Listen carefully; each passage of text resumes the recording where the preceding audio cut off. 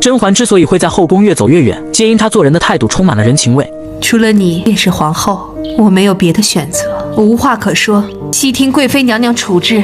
那么就请姐姐替我抚育胧月，直至公主出嫁。有妹妹这一句话，我当拼全力爱护胧月。原来甄嬛曾到甘露寺出家之前，将女儿胧月托付给静妃照顾。后来甄嬛复宠回宫，皇后就以此事经常拿捏静妃，表示甄嬛肯定会接走小公主。胧月公主也该送回永寿宫去。你这个养娘再亲，到底也比不上人家亲娘。而静妃听闻此言，立即慌了神，毕竟她已经把胧月视为己出。于是她为留住公主，竟出卖了甄嬛，便将景熙和苏培盛的丑闻说了出来。等甄嬛好不容易救出宫女后，就马上找到静妃给一个合理解释。锦汐与苏培盛一事，便是姐姐告诉皇后的。妃娘娘冰雪聪明，既然已经知道，何苦又来问我呢？没想到静妃向来行事低调，可如今为了胧月竟不惜撕破脸，岂料甄嬛却一语道破静妃的软肋。她说姐姐心善，从来不和他人交恶，想来必定是担心妹妹接走小公主。甄嬛的话无疑戳中静妃最敏感的神经。若无胧月，我这后半生毫无半点欢愉了。后宫里一共有326块砖石，可是这每一块我都抚摸过无数遍，否则我将如何度过这漫漫长夜呢？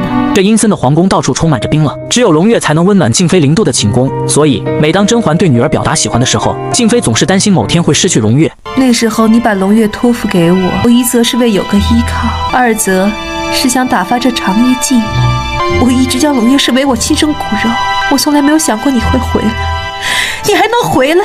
其实甄嬛一直把静妃当成知己，可是你做的事却让妹妹感到心寒。显然甄嬛发自肺腑的话让静妃瞬间无地自容。接着静妃坦然承认过错，任由对方降罪。然而甄嬛却给了静妃一个意外，她说胧月自幼跟着你长大，虽然不是亲生女儿，但胜似母女，我应该感谢你多年来的付出，希望姐姐抚养胧月长大直到出嫁。静妃没想到甄嬛会有这样大的格局，再想想皇后总是在画大饼，两人鲜明的对比自然是高低立见。如此甄嬛用爱感化了犯糊涂的静妃，成了她团队里不可或缺的中流砥柱，而皇后没能挑拨他们的关系十分郁闷。不过更让皇后头疼的是随之而来，朕打算将协理6宫之权交予熹贵妃，宫中所事皆由她来打理，皇后以为如何？